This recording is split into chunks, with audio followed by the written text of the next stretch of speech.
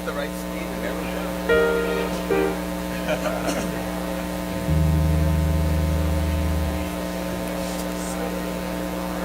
One, two, three, four.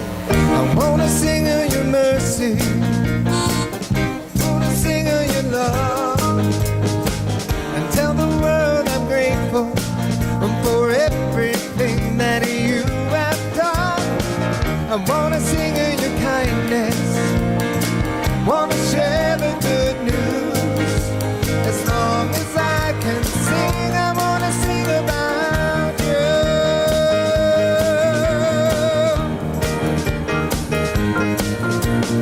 Grace so amazing, I can hardly understand how you forgive me and accept me as I am. And I can't believe the way you work in my life. And I would be crazy if I kept this all inside.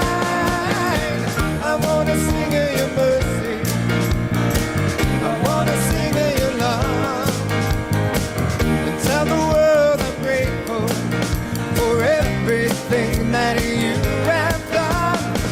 I wanna sing of your kindness, wanna share the good news.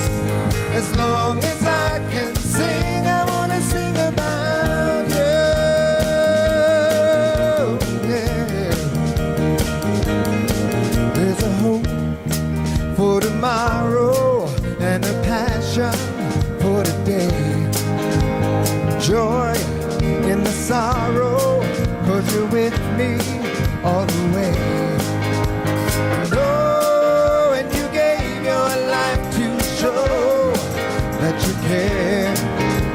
And this is the music that I want so much to share. I wanna sing of your mercy, I wanna sing of your love, and tell the world I'm grateful for everything that you have done. I wanna sing in your kindness, wanna share the good news. As long as I can sing, I wanna sing about you. I wanna make a difference, wanna rise above the noise with the kind of words I choose to use each time I lift my voice. I wanna sing of your mercy, I wanna sing of your love, and tell the world I'm grateful for everything that you have done. I wanna sing of your kindness, wanna share the good news.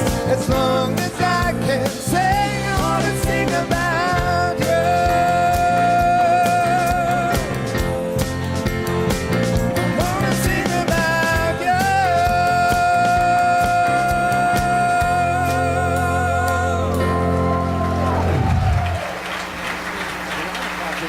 Actually, come on. Good morning, NCC. Please rise as you're able and join us in our opening song.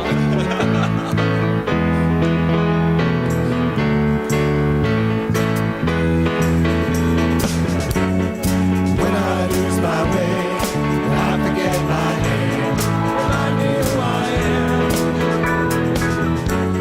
In the mirror, all I see is who I don't wanna be. Remind me who I am. In the loneliest places,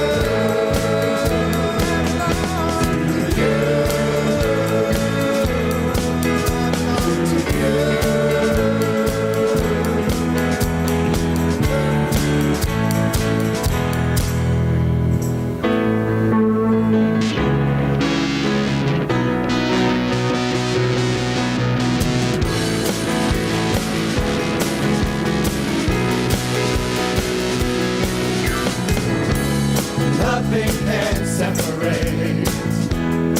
Even if I ran away, your love never fails.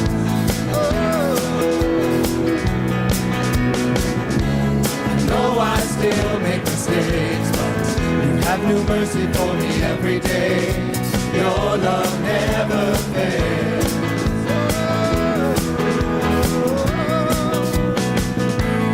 You stay the same through the ages. Your love never changes.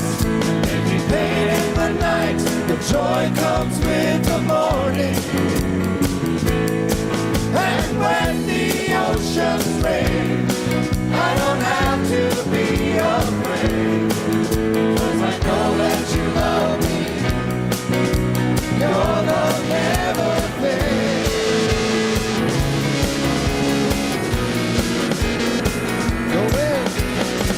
The wind is strong and the water's deep, but I'm not alone here in the open seas. Your love never fails.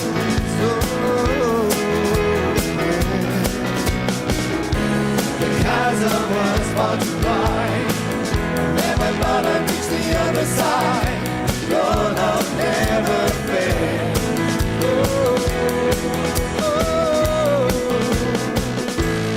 You stay the same through the ages. Your love never changes. Every pain in the night, the joy comes with the morning. And when the oceans rage, I don't have to be afraid, because I know that you love me. Your love never fails. You stay. 1, 2, 3, 4. You stay the same through the ages. Your love never changes. There may be pain in the night, but joy comes with the morning. And when the ocean rage, I don't have to be afraid, 'cause I know that you love me. Your love never fails. Your love never fails.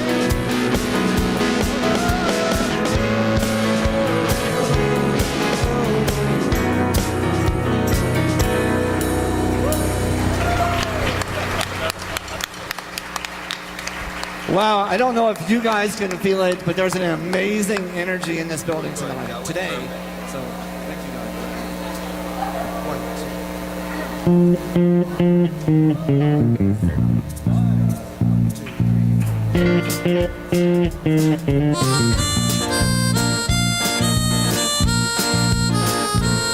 There's a loving in your eyes all the way.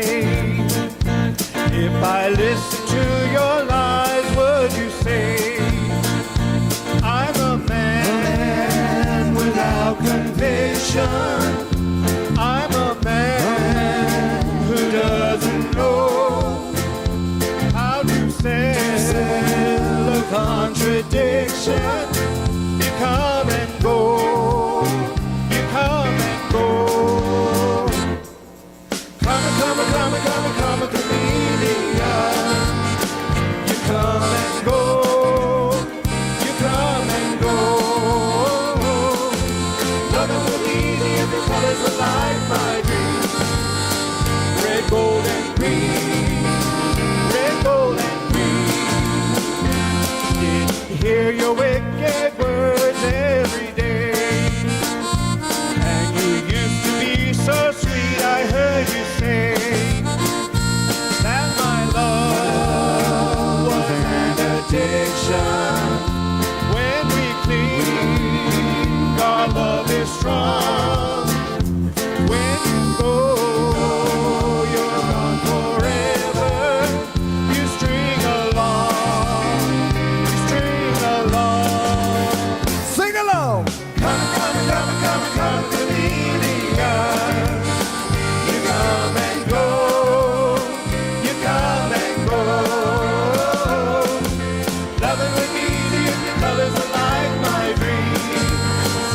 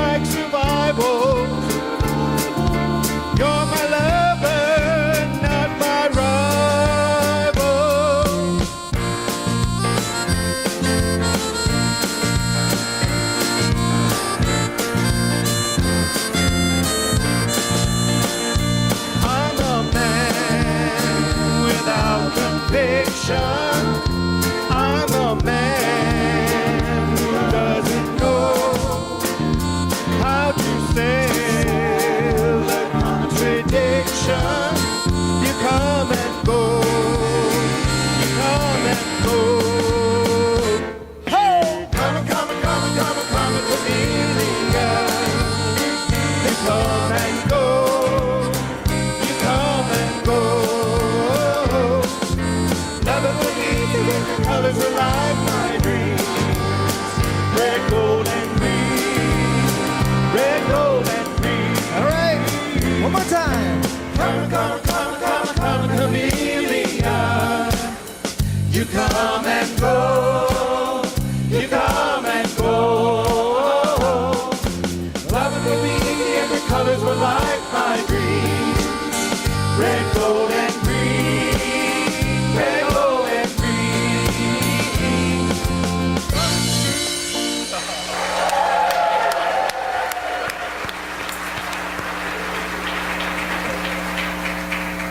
I've been wanting to do that song for the longest time for no good reason, but it is Karma Chameleon. One member of the band, I won't say who, was persuaded it was Comma Chameleon, a song about punctuation, but no, it's about karma, or whatever you want to call it, the law of reciprocity, or what comes around goes around, aka the law of Oprah. That sense, that spiritual principle, very, very widespread, seems very intuitive, that we kind of get, that you get what you give, and things come around, back around to us. And we intuit that's true, and yet we serve a very unpredictable God, an untamable God, and so we never quite know how, or when, or where things come back around to us. So we have a story today about a cause and effect kind of connection.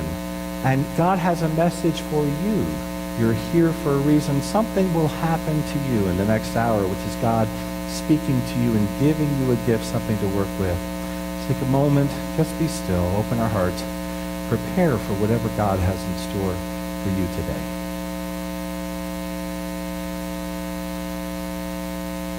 Amen.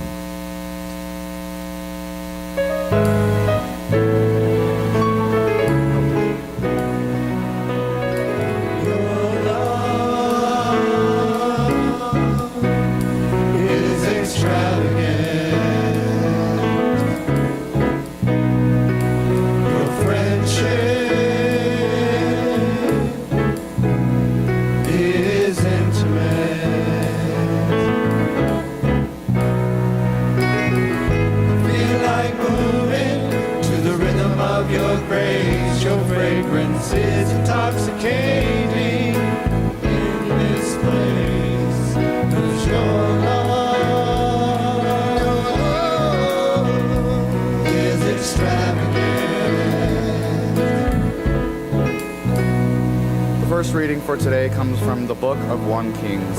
The Lord's word came to Elijah, "Get up and go to Zarephath near Sidon, and stay there. I have ordered a widow there to take care of you." Elijah left and went to Zarephath. As he came to the town gate, he saw a widow collecting sticks. He called out to her, "Please give me a little water for me in this cup so I can drink." She went to get some water. He then said to her, "Please give me a piece of bread." "As surely as the Lord your God lives," she replied, "I don't have any food, only a handful of flour in a jar and a bit of oil in a bottle. Look at me, I'm collecting 2 sticks so that I can make some food for myself and my son. We'll eat the last of the food and then die." Elijah said to her, "Don't be afraid. Go and do what I said. Go and do what I said. Only make a little loaf of bread for me first, then bring it to me. You can make something for yourself and your son after that. This is what Israel's God, the Lord, says. The jar of flour won't decrease, and the bottle of oil won't run out until the day the Lord sends rain on the earth." The widow went and did what Elijah said. So the widow, Elijah, and the widow's household ate for many days. The jar of flour didn't decrease, nor did the bottle of oil run out, just as the Lord spoke through Elijah.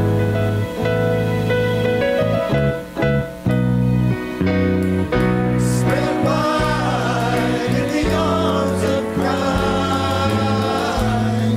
is the love that covers sin. No greater love have I ever known. You consider me a friend and captured my heart again.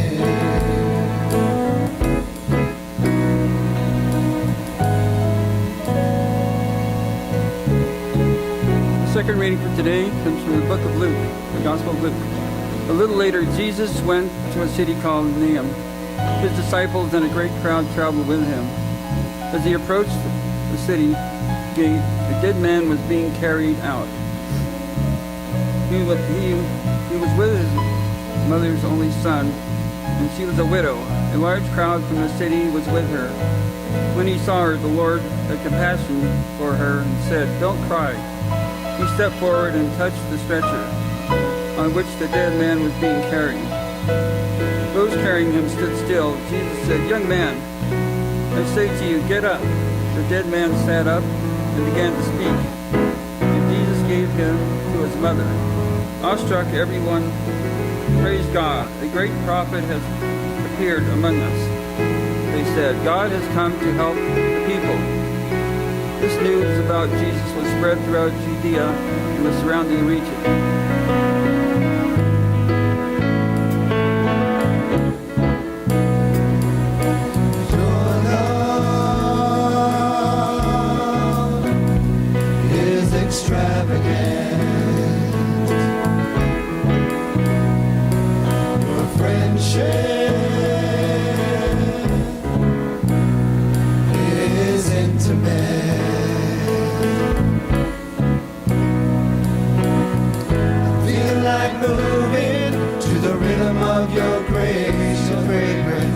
Intoxicating in this place. Your love is extravagant.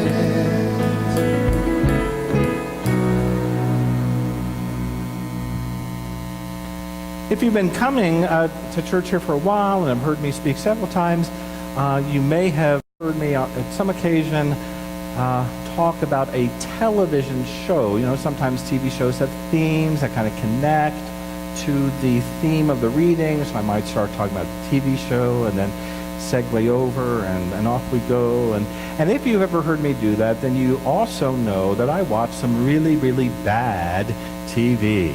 I'm not ashamed of it, you know, but I do want you to know that even I have standards.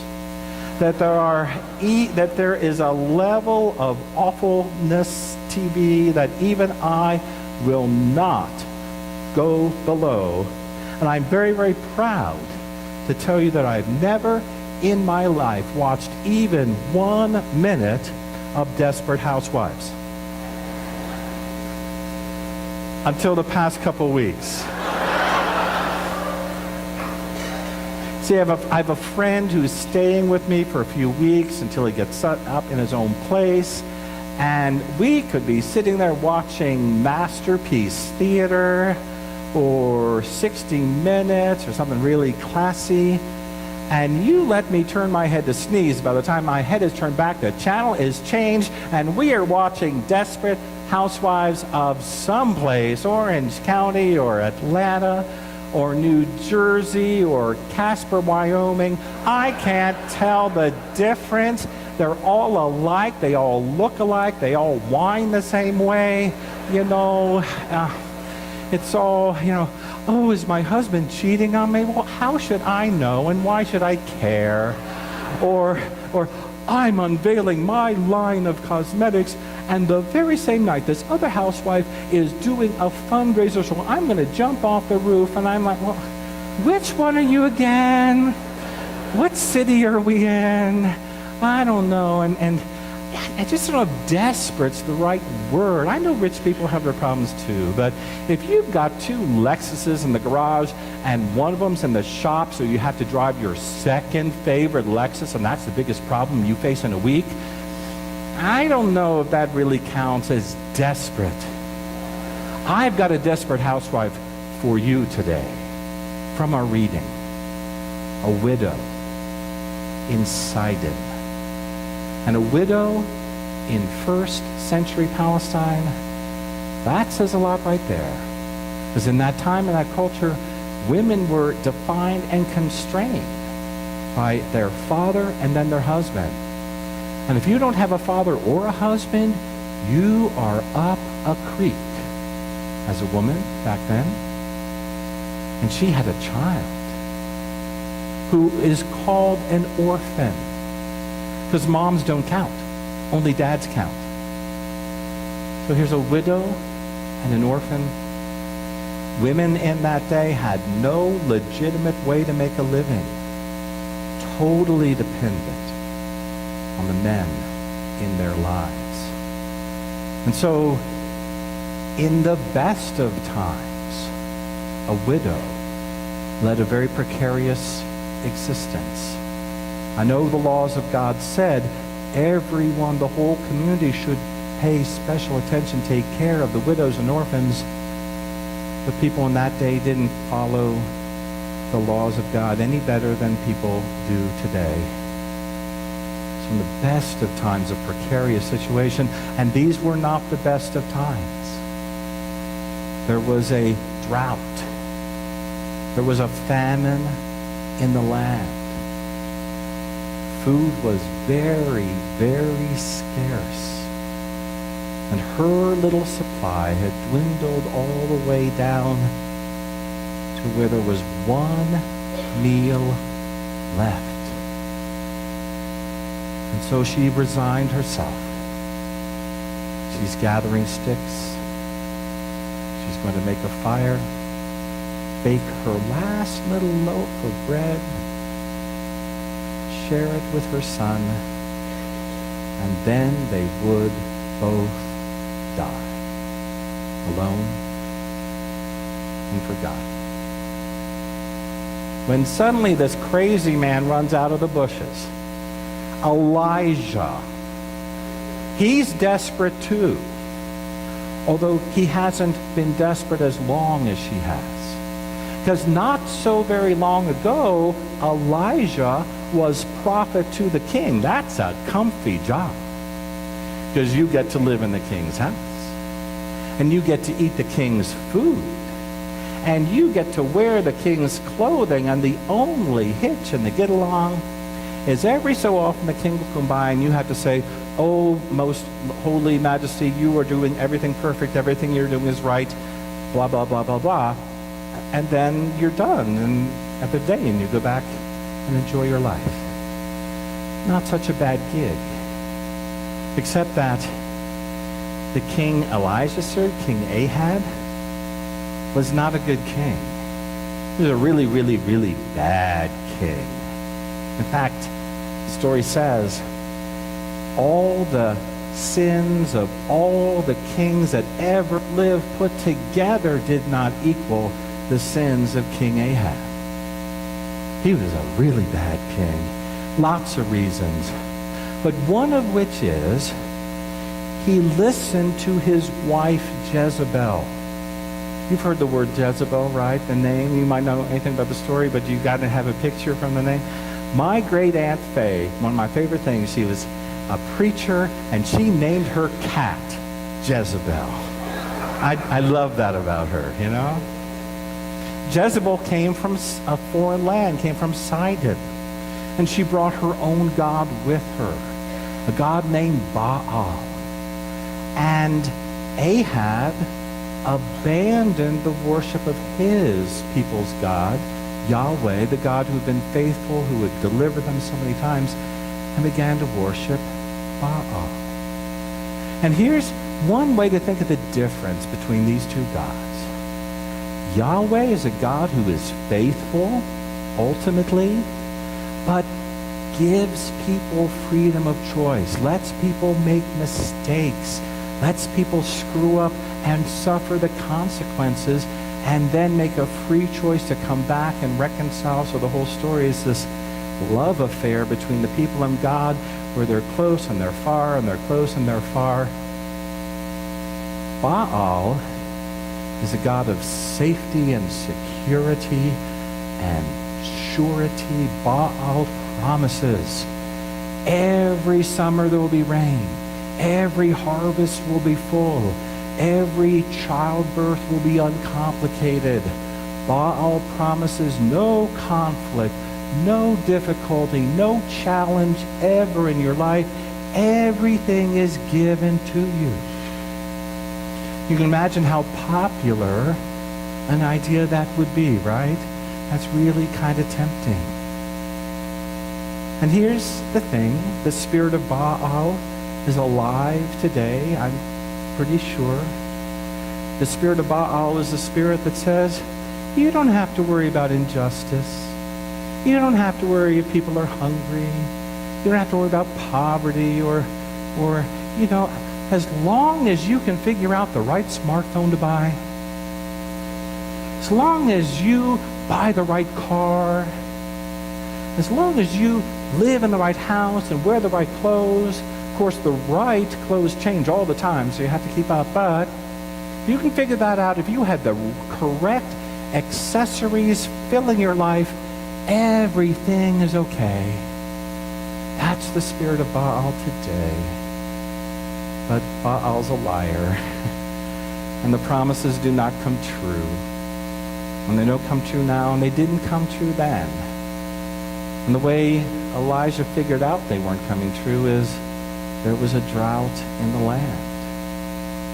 Baal promised everything would be easy. No, there's a drought. And so Elijah's integrity got the better of him. The next time the king came around, Elijah said, you are messing up. Bad. There's a judgment of God against you. And the king didn't want to hear that. And Ahab and Jezebel together decided they would hunt Elijah down and kill him. Which is why he's desperate. Because he's on the run. He's a fugitive from the court. And he has no money. And he has no place to go. And he has no friends. And he ends up in the wadi with nothing. No food. There's a drought. But God is faithful. God meets his needs, and you'll never guess how. God sends ravens who drop food on him. That's what I would call a low percentage shot. I can just imagine Elijah's mom calls him and says, Elijah, you're in the wadi. What are you going to do for food? Elijah says, don't worry, I got it covered. I've got a plan. My plan is I'm going to hope that a raven flies across and sees a deer and swoops down and kills it and cuts out a nice steak and carries it to me and drops it in my lap. That's my plan, And it worked. That's what happened. But then God goes to Elijah and says, it's time to move on. And I'm imagining Elijah says, you'd best believe it's time to move on, and I've got this figured out. I think if I just go crawling back to Ahab and beg forgiveness and tell him we can work this Baal deal out. There's some, we can accommodate that somehow.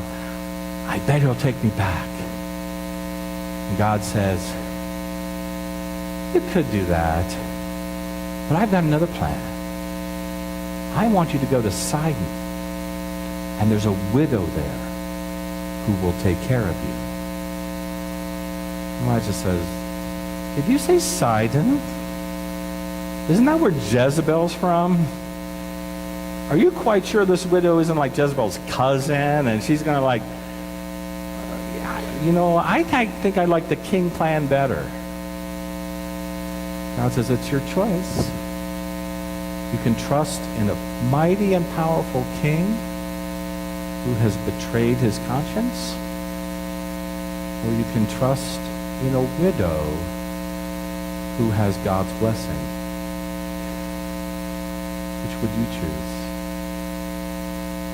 Elijah chooses the widow. And he goes and finds her gathering those sticks just as we left her. And Elijah says, by the way, when you make that last little loaf of bread for you and your son before you die, give me half of it first.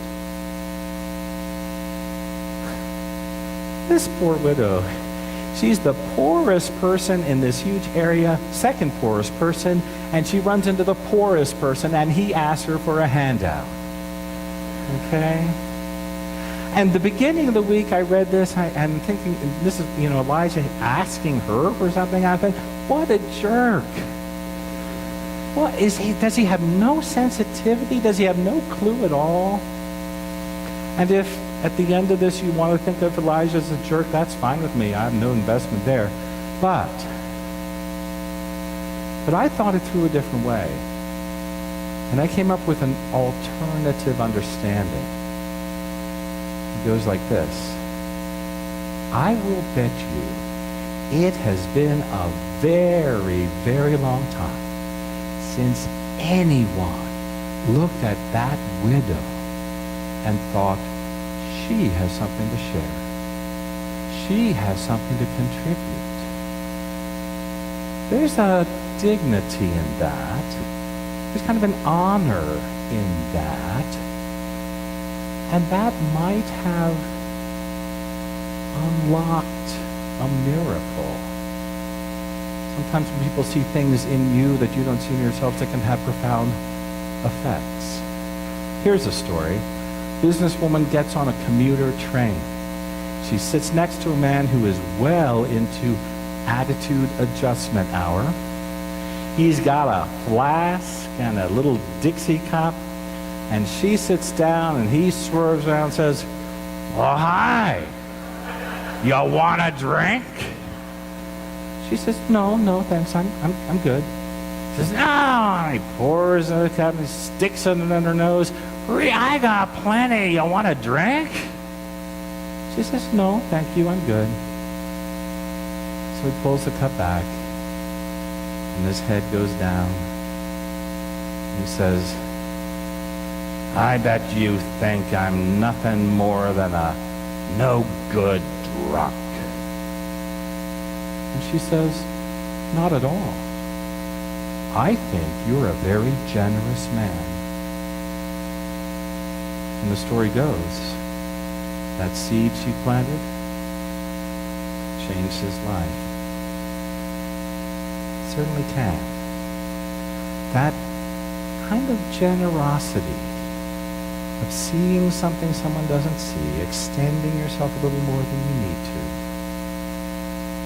That's what happened with Elijah and this woman. He was generous by seeing her potential. She was generous by giving some of the bread, and a miracle was set loose. The oil, the flour, did not run out. It continued. These three people made a little family for years. This crazy prophet from the desert and this widow and her son. And their means did not go away until the drought had ended.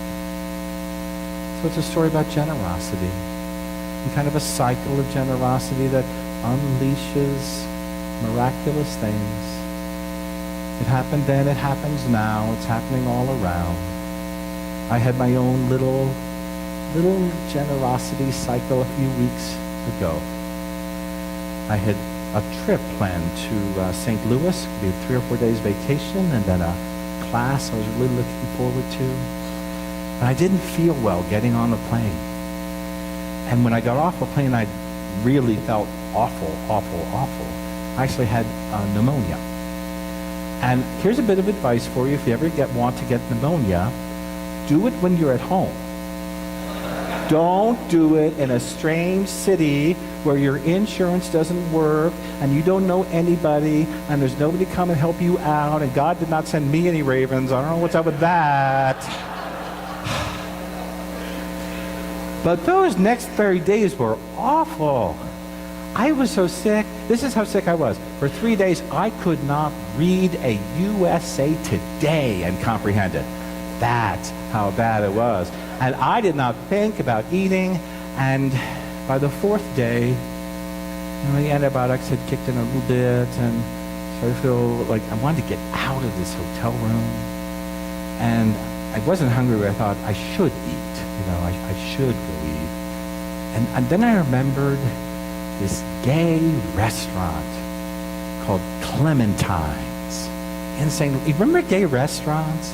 We used to have gay restaurants because it wasn't always comfortable to go to other restaurants. And so Back in the day, we had gay restaurants, and now there's hardly any left.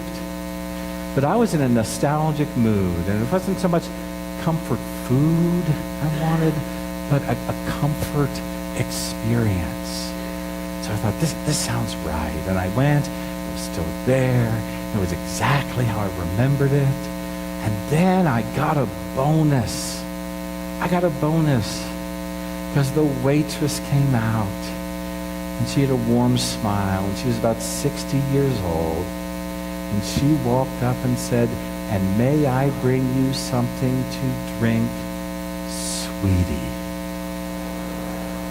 She called me sweetie.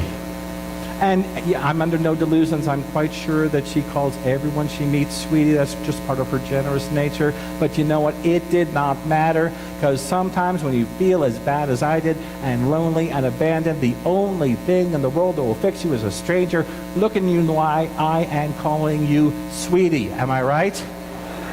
Am I right? That's what I needed. And she was a very attentive server, and anything I needed, she was always right there. And every single time she called me sweetie. So I was grateful. And I wanted to show my gratitude. And the way you show your gratitude is to do something generous. So I thought, I know, I'll leave a generous tip. Now, some of y'all are generous tippers all the time. Not me. I'm kind of a, what can you get by with tipper? I follow the rules pretty close. So the check came, $20 for filet mignon, baked potato soup, and 2 beers, $20. So I could afford to be generous, right? So I'm thinking, all right, I'll leave $5. Well, 20% is 4. 5 is more than 4. Come on. Then I thought, she might not understand the intent, because she might just think I didn't have 4 ones. So I know. I'll leave $6. Because then she knows I made the effort, right? That kind of felt weird. So then I'm going to leave $10. There's no mistaking that there's an intent of going kind of above and beyond there. She would definitely get that. So I put $30 on the table, and I got up to leave. But I told you, she's quick. She was right there, came up and said, "Oh, I'll be right back with your change." And I said, No, it's all set. And she looked at me like, "Really?" And I looked at her like, "Yes, really." And she looked at me like, "Thank you." Like she was moved. Did I mention it was a Saturday night at 8 p.m. and I was her only customer the entire time I was there? Maybe Clementine's is going through a tough time. Maybe she's going through a tough time. Maybe she had a need coming in that night that I didn't see. I certainly had a need that she didn't see. And you know what? I can't fix her problems and she can't fix my problems. But she touched me and I touched her just by going a little beyond. A little generous act, a little generous gift. Didn't take much, didn't cost a lot. Generosity doesn't have to cost a lot, although sometimes it does. You heard about that woman, 84-year-old woman in Florida who won the biggest Powerball jackpot ever, $590 million? You heard that story? Did you hear the part of the story where she was waiting in line and the person in front of her said, "Oh, by all means, please go ahead"? A polite gesture that may have cost $590 million. But God's in control still. And God is faithful. If you're grateful for something today, the appropriate response, find a way, any way, to do a little extra, to give something back, to be generous. And who knows what miracle might be set free. Amen.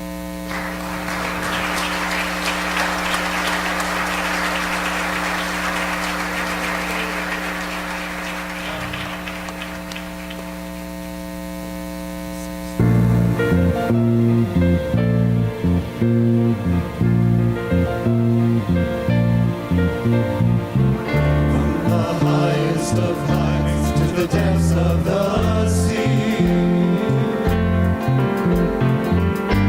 Creation's revealing